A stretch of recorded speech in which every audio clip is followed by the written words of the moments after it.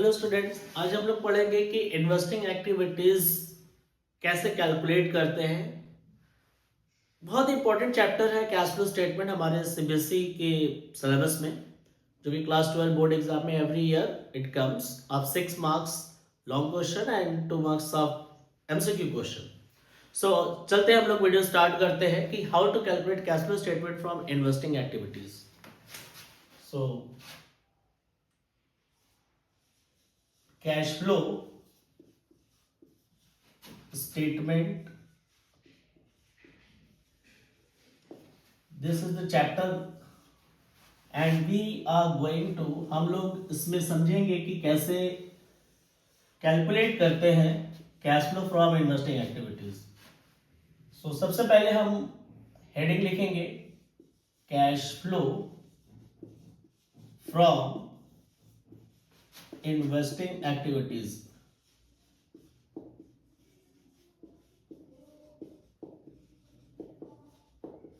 ये बहुत ही आसान है, हर साल बोर्ड एग्जाम में आता है। तो स्टार्ट करते हैं कि कैश फ्लो फ्रॉम इन्वेस्टिंग का मतलब होता है कि फ्लो का मतलब होता है inflow and outflow.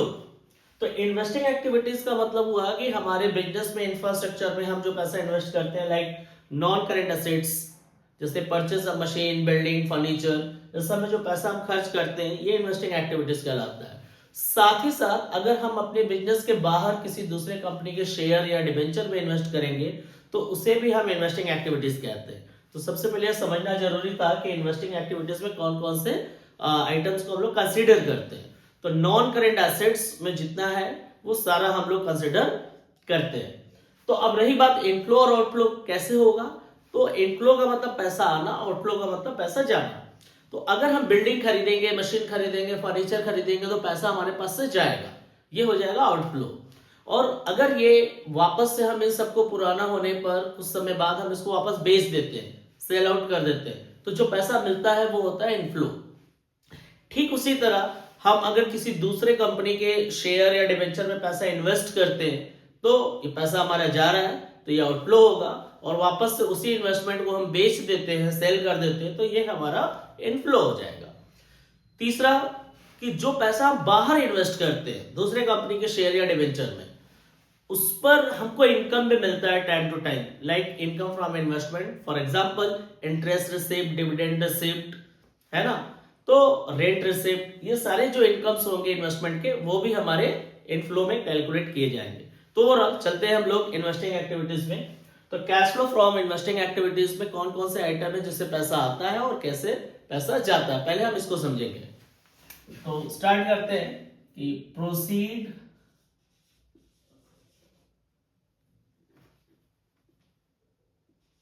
proceeds from sale of non-current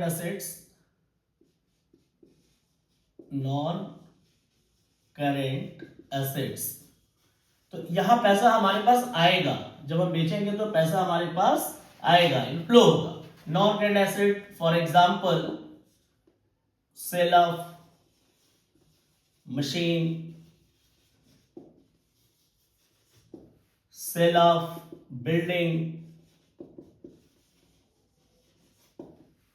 sale of furniture and sale of investment etc. तो इस तरीके से जितने भी नॉन करेंट एसेट्स होते हैं जिसको हम सेल करते हैं तो पैसा हमारे पास क्या होता है, इन सब से आता है, हमारे पास इनफ्लो होता है। पैसा जाने का क्या रास्ता है, जब वापस से हम सब चीजों को खरीदेंगे, for example purchase of non current assets, for example purchase of machine, purchase of building, same आप देख सकते हो कि वही सारी चीजें हैं। परचेज ऑफ इन्वेस्टमेंट, ठीक है, परचेज ऑफ गुडविल, जब गुडविल हमारा इंक्रीज होता है तो इसका मतलब हम उसे खरीदेंगे, तो ये सब पैसा क्या होता है, हमारा माइनस होता है। इट मीन्स आउटफ्लो हो रहा है, ठीक है। तो इतना करने के बाद अब कुछ हमारे लिए इनकम भी होता है, जैसे इनकम फ्रॉम इन्वेस्टमेंट, उसे भी हम ऐड करेंगे। Income from investment, income from investment ये हमारा प्लस होगा, ठीक है। तो ओवरऑल सबको टोटल करने के बाद जो नेट आएगा, या तो वो पैसा पॉजिटिव होगा या तो नेगेटिव होगा, जो भी होगा हम उसको यहां लिख देंगे। इसको हम क्या कहेंगे, अगर पॉजिटिव आ रहा है तो लिखेंगे नेट कैश जनरेटेड, और माइनस में आएगा तो यूज्ड इन इन्वेस्टिंग एक्टिविटीज, ठीक है। ये हमारा कैश फ्लो फ्रॉम इन्वेस्टिंग का फॉर्मेट हो गया। सिंपल सा चीज, पैसा आएगा कब, तो दो तरीके से होता है। पहला कि proceed from sale of asset, non current asset, like कुछ भी हम बेच रहे हैं, मशीन, बिल्डिंग, फर्नीचर, इन्वेस्टमेंट, कुछ भी बेचे, पैसा आएगा। जाएगा कब, जब हम वापस खरीदते हैं, purchase of non current assets like machine, building, furniture, whatever, investment, goodwill. Goodwill कैसे पता चलेगा कि हम परचेस कर रहे हैं, जब गुडविल की वैल्यू पिछले साल के कंपैरिजन में इस साल इंक्रीज हो जाती है, तो इसका मतलब हमने गुडविल खरीदा। अब आता है ये ऐड आइटम, मैंने क्या लिखा है, इनकम फ्रॉम इन्वेस्टमेंट। तो इनकम फ्रॉम इन्वेस्टमेंट में कुछ आइटम्स हैं, जिसमें आता है तुम्हारा रेंट रिसिप्ट, रेंट रिसिप्ट होता है, इंटरेस्ट रिसिप्ट होता है, ठीक है, और डिविडेंड रिसिप्ट। ये तीन आइटम जो होते हैं हमारे इनकम फ्रॉम इन्वेस्टमेंट में आते हैं, ठीक है। तो ये सब चीजें जो है हम ऐड कर देंगे, तो जो फाइनल अमाउंट आएगा that will be called cash flow from investing activities. तो आप इसे नोट कर लो। इसमें कुछ टेक्निकल पार्ट आते हैं जिसमें हर साल पूछा जाता है, prepare the particular account, like machine account बनाना, फर्नीचर अकाउंट बनाना। तो आज हम सीखेंगे कैसे हम अकाउंट बनाते हैं। ओके स्टूडेंट्स, तो हम लोग अब पढ़ेंगे कि कैसे अकाउंट बनाते हैं। देखो, इन्वेस्टिंग एक्टिविटीज जैसा कि हमने अभी पढ़ा कि पैसा कहाँ से आ रहा है और कैसे जा रहा है, तो इनफ्लो एंड आउटफ्लो के बारे में हमें जानना होता है। तो जैसा कि हम लोग पढ़ रहे हैं topic investment, cash flow from investing activities, तो इसमें सिंपल सा क्वेश्चन अगर है, डायरेक्टली दे रखा है कि हाँ इतने रुपए का एसेट बेचा, इतने का खरीदा, तब तो ठीक है। बट ऐसा जनरली आता नहीं है। इस एग्जाम में क्या होता है बोर्ड के पेपर में कि कुछ नीचे एडिशनल इंफॉर्मेशन दे देते हैं, जिसके हेल्प से हमें प्रिपेयर करना पड़ता है। तो इसके लिए करना क्या होता है कि क्वेश्चन में जब भी कभी एडिशनल इंफॉर्मेशन दिया हो किसी एसेट से रिलेटेड, हमको उसी समय समझ लेना चाहिए कि हमें उस पर्टिकुलर एसेट्स का अकाउंट बनाना है, ठीक है। अकाउंट बनाने से क्या पता चलता है, अकाउंट में से लेजर क्या पता चलता है, तो इससे पता चलता है कि हमने कितने रुपए का एसेट खरीदा या बेचा, या कितने रुपए का डेप्रिसिएशन हुआ, प्रॉफिट लॉस, कुछ तो कुछ हमको इसकी जानकारी मिलती है, जो कि हमारे इन्वेस्टिंग एक्टिविटीज को बनाने में हेल्पफुल होती है। तो जैसे कि हम कब बनाएंगे, सबसे पहले आप नोट कर लो कि व्हेन एडिशनल इंफॉर्मेशन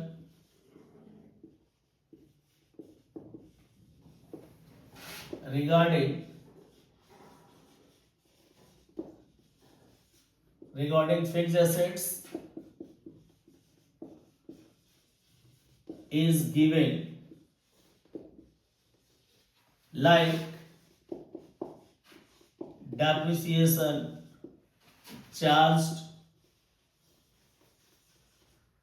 या loss on sell, gain on sell, purchase और sell of assets। तो कुछ भी दे रखा है, जरूरी नहीं कि सारा इंफॉर्मेशन दे, मतलब कोई भी एक वर्ड दे दिया एडिशनल इंफॉर्मेशन में कि during the year depreciation has been charge, या loss on sale of assets, gain on sale of assets, या purchase of particular assets, sale of assets अगर दिया है, तो हमें समझ लेना चाहिए कि इमीडिएटली हमें उस एसेट्स का अकाउंट बनाना है, ताकि हम इन्वेस्टिंग एक्टिविटीज को कंप्लीट कर सके। तो अब इसे नोट करो। अब हम लोग पढ़ेंगे कि कैसे इन्वेस्टिंग अकाउंट बनाएंगे।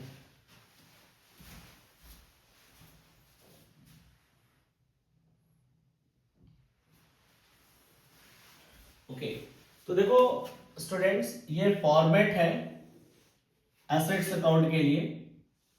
जब भी इन्वेस्टिंग एक्टिविटीज बनाना होता है तो एग्जाम में हम लोगों को कुछ एडिशनल इंफॉर्मेशन दे दिए जाते हैं जिसका यूज करके हमें उस पर्टिकुलर एसेट्स का अकाउंट बनाना होता है। यहाँ पर एसेट्स का मतलब नेम ऑफ एसेट लिखना है, लाइक मशीन है तो मशीन अकाउंट, फर्नीचर है तो फर्नीचर अकाउंट, व्हाटएवर।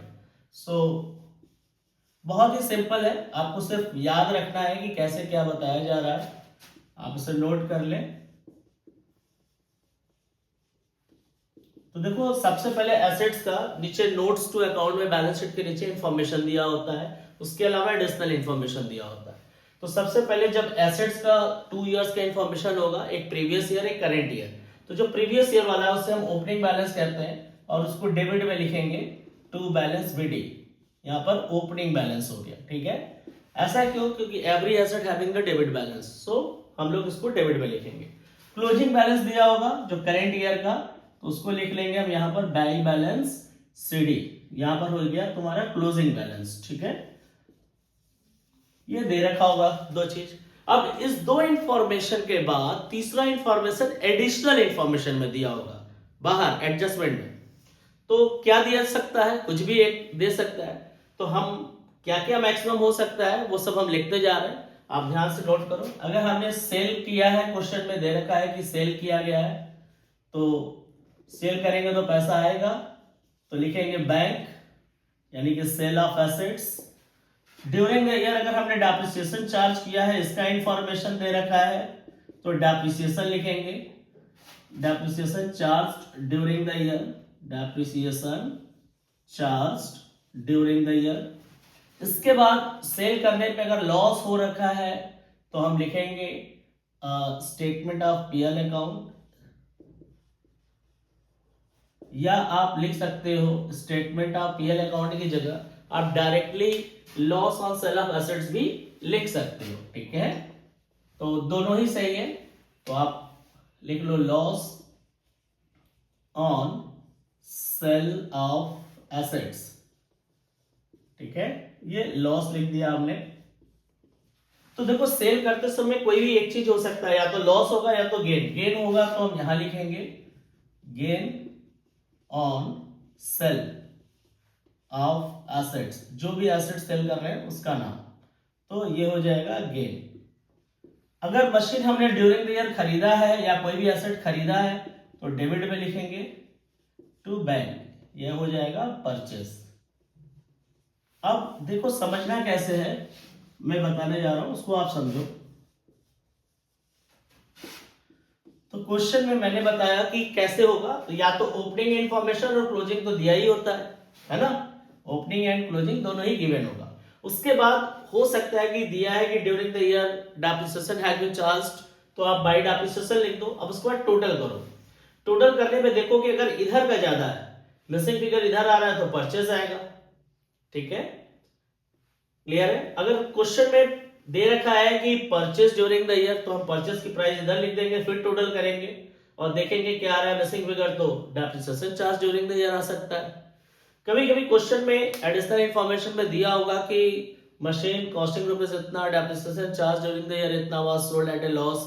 तो क्वेश्चन में हो सकता है कि डेप्रिसिएशन लॉस सब दिया हो, सेलिंग प्राइस फाइंड करना हो, ठीक है। तो कुछ भी एक मिसिंग फिगर आएगा तो आपको याद क्या करना है कि डेबिट में आता है, ओपनिंग क्लोजिंग तो रहता है, इसके अलावा या तो प्रॉफिट होता है यानी गेन और परचेज होता है। इधर दो ही चीज आता है, इधर क्या आता है सेल, डेप्रिसिएशन एंड लॉस, ये तीन चीज आता है। तो जो भी मिसिंग फिगर है तो जिस साइड आ रहा है तो उसके हिसाब से हम लोग लिख लेंगे कि क्या होना चाहिए, क्वेश्चन का बाकी का इंफॉर्मेशन दे रखा होगा उसके हिसाब से।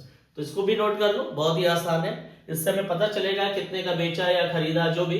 तो इन्वेस्टिंग एक्टिविटीज में हम लोग क्या करेंगे, अगर सेल का इंफॉर्मेशन आ रहा है तो ये इनफ्लो होगा, परचेस का आ रहा है तो आउटफ्लो होगा, ठीक है। इसे आप नोट कर लो।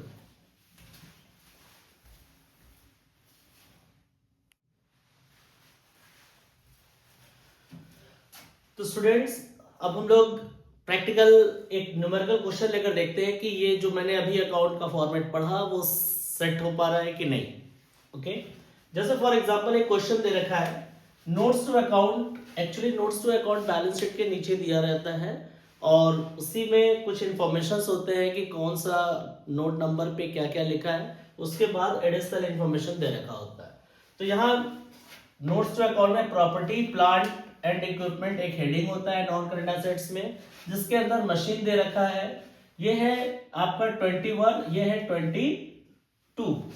ठीक है, आप इसे ध्यान से देख लो कि जो ईयर दे रखा है वो यहां 22 की जगह 20 कर लेते हैं ताकि ठीक है। तो ये हो गया 21 का मतलब हो गया करंट ईयर, 20 का मतलब हो गया प्रीवियस ईयर। ठीक है, सो ये प्रीवियस ईयर का डेटा है, ये करंट ईयर का। ठीक है, अब उसके बाद एडिशनल इंफॉर्मेशन दे रखा है कि अब machinery of the book value 40,000 was sold for ₹50,000। Okay, फिर दे रखा है depreciation charged on machine during the year ₹2 lakh. अब इसके हेल्प से कह रहा है कि prepare cash flow from investing activities. तो इन्वेस्टिंग एक्टिविटीज बनाने से पहले मैंने बोला कि अगर एडिशनल इंफॉर्मेशन में कुछ भी दिया है एसेट से रिलेटेड इंफॉर्मेशन, तो it means we need to prepare account. तो मशीन से रिलेटेड इंफॉर्मेशन है तो मशीन अकाउंट बनाएंगे हम लोग, ये हमने फॉर्मेट बना लिया।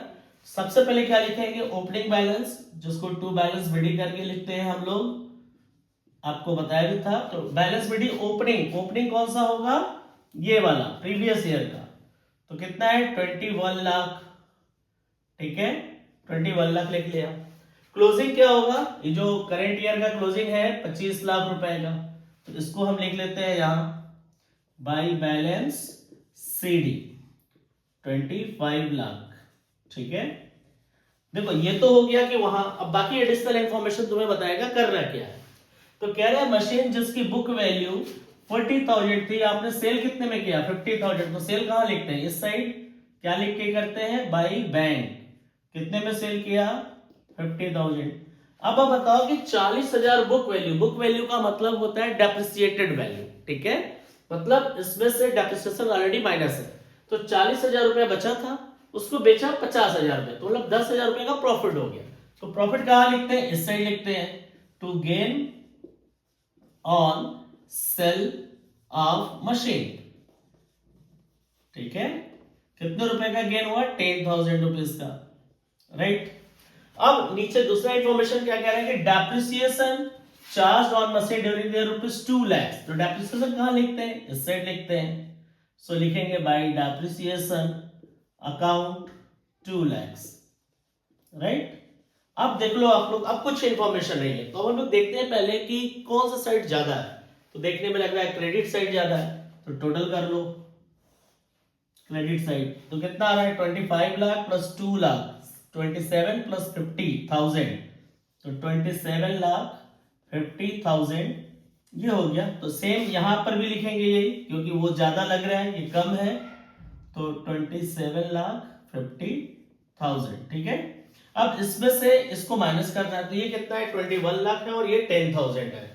तो पहले 27 में से 21 गया तो बचा 6, 50 में से 10 गया 40, 6,40,000। तो डिफरेंस बच रहा है 6,40,000 का। ठीक है, तो 6,40,000। अब ये मिसिंग फिगर जो आ रहा है, बैलेंसिंग फिगर, इसको क्या करके लिखेंगे, किस नाम से, तो मैंने बताया कि डेबिट में क्या आता है, प्रॉफिट एंड परचेज। ठीक है, और इधर आता है सेल, डेप्रिसिएशन एंड लॉस, तो लॉस तो है नहीं, प्रॉफिट है तो इधर लिख लिया। अब मिसिंग फिगर जो आ रहा है, इसका मतलब इतने रुपए का हमने खरीदा है इस साल, तो लिखेंगे टू बैंक अकाउंट, और ये हो जाएगा balancing figure being purchase, balancing figure being purchase. ठीक है, तो अब देखो बेटा बड़ा क्लियर है, और कोई इंफॉर्मेशन है नहीं, सब बन गया। अब हमको इन्वेस्टिंग एक्टिविटीज बनाना है, तो फॉर्मेट ड्रॉ करेंगे जिसमें सेल को हम प्लस में दिखाएंगे, मतलब लिखेंगे सेल ऑफ मशीन 50,000 और परचेज कितने का है 6,40,000 का। तो हम पहले किसी को भी लिख सकते हैं, पहले माइनस वाला आइटम लिख लो या प्लस वाला, इट डजंट मैटर। तो अब हम इसके बाद फॉर्मेट बनाने जा रहे हैं, आप इसे नोट कर लो। Now I am going to prepare cash flow from investing activities, note कर लो, आप इसे स्क्रीनशॉट ले सकते हो।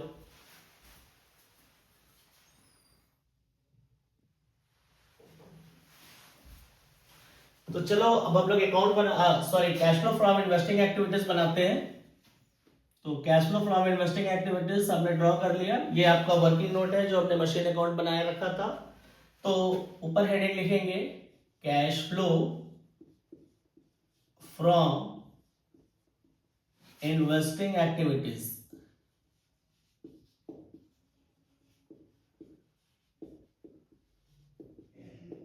ठीक है, ये हो गया इसमें डिटेल करके, और यहाँ रुपीज हो जाता है। तो बेटा आप देखो कि यहां पर हमने खरीदा है, हमें सिर्फ इनफ्लो और आउटफ्लो देखना है, प्रॉफिट लॉस नहीं आता। एक ये है और एक ये है। तो पहले हमने खरीदा है, बड़ा अमाउंट है तो लिख लिया हमने परचेज ऑफ मशीन ₹6,40,000। इसको हम ब्रैकेट में दिखा सकते हैं, items shown in bracket is negative we can say. और इसके बाद सेल किया 50,000 का, तो सेल ऑफ मशीन ₹50,000। अब इसके अलावा इस क्वेश्चन में और कुछ नहीं है। सेल वाला पॉजिटिव होता है इसलिए पॉजिटिव है, और ये परचेस किया नेगेटिव। अब कोई आइटम नहीं है, डेप्रिसिएशन प्रॉफिट लॉस यहाँ नहीं जाता, क्योंकि मैंने लिखा रखा है सिर्फ purchase cell and income from investment, that's it. तो बस दो ही आइटम है। अब टोटल करते हैं। तो बेटा आप देख लो कि 6,40,000 माइनस में है और 50,000 प्लस में है, तो डिफरेंस कितना आएगा? 5,90,000 नेगेटिव आएगा माइनस में। तो हम इसको उठाकर यहां लिख देंगे 5,90,000 नेगेटिव। तो नेगेटिव आएगा तो लिखेंगे net cash used in investing activities.